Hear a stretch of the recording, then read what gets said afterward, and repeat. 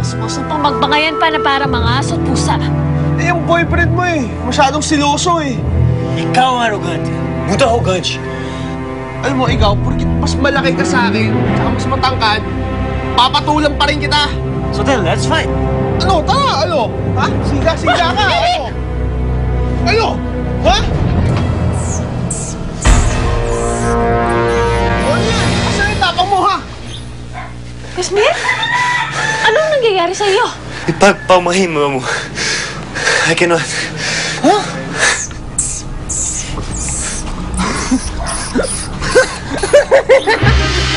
Natatakot ka sa daga? Ang laki-laki mo!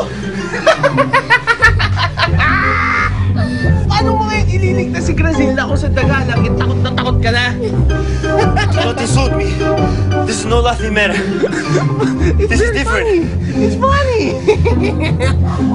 Ngunit paano natakot ka sa isang malit na hayop? Eh, nang kimaro sa iyong napapaha mo. I don't know, Momo. Basta bata pa ako. Takot na ako sa mga dagat. Hindi niya dapat pinagtatawanan ng sino man may kakaibang takot na tulad ni Kasmir. Halika na, Kasmir. Tiga. Eric, tama na!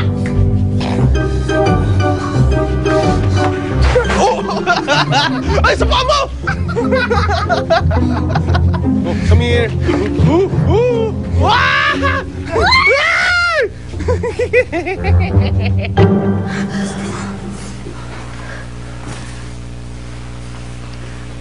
Mapalad ka pa rin, Vicente. At meron akong panggagamitan sa iyo. Sa halip, nagawaran kita ng kamatayan, isang misyon ang aking ipagagawa sa iyo. Hindi ako susunod sa kahit anong iutos mo. Hindi mo ako magiging kampon. Yan ang sa akin.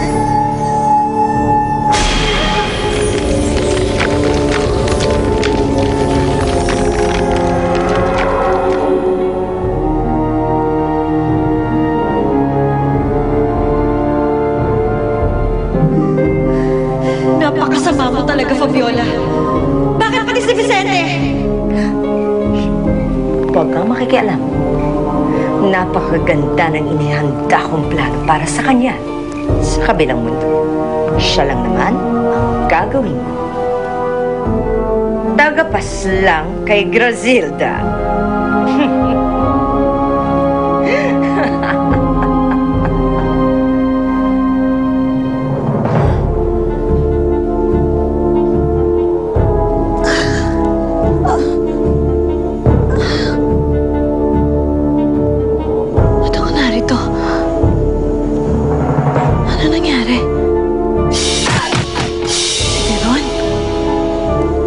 Si Veron, may kagagawa nito. Saklala! Tulungan niyo ako! Saklala! Ano ngayon ang nangyari sa muli ninyong pagkikita ni Grazilda? Ayun la. Tinulungan ko silang makapasok doon sa dati nating bahay. Eh, kaya lang, hindi namin nadatnan si Aling Matilde eh. Ha? Bakit? Eh, nakawala po siya eh. Baka naligaw.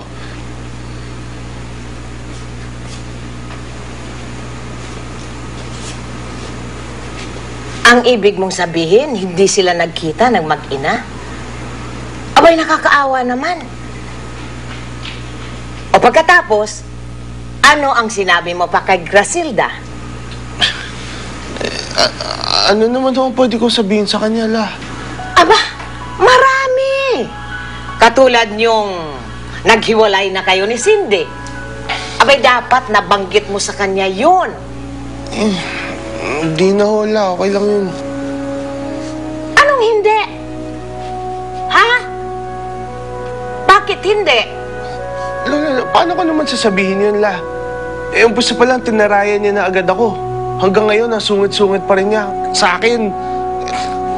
Tsaka may iba na rin naman siyang kasama eh. May boyfriend na siya. Ganun ba yun? Ganon yon?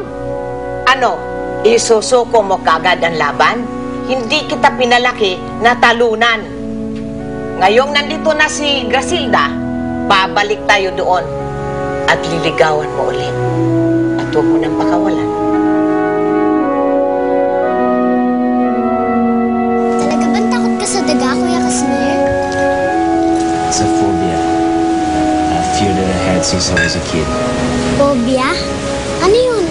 Isang pambihirang pagkatakot sa isang bagay. Ah, daga sa'yo. Gano'n na nga. Dapat mong gawan ng paraan upang malagpasan mo ang iyong mga takot, Casimir.